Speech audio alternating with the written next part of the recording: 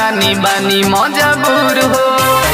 सुनता का सुनो जाए के न मन करे तुहारा से दूर हो, पैसे के कारण रानी बानी मजबूर हो।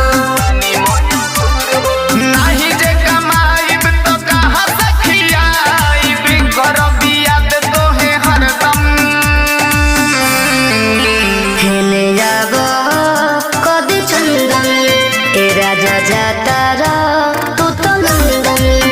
हेले जाबो कदी चंदन ए पिया जाता रा तू तो लंदन।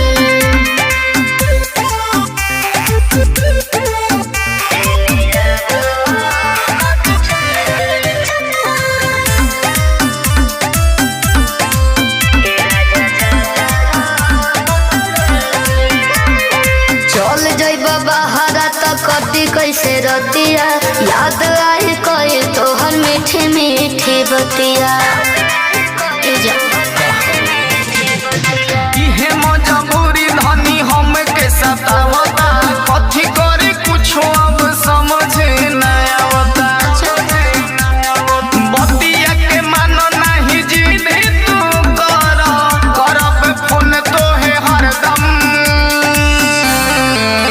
हेले जाबो कदी चंदन ए राजा जाता रा तू तो लंदन। हेले जाबो कदी चंदन ए पिया जाता रा तू तो लंदन। डीजे सचिन बाबू, सचिन बाबू। म्यूजिक बाय जयदीप माही।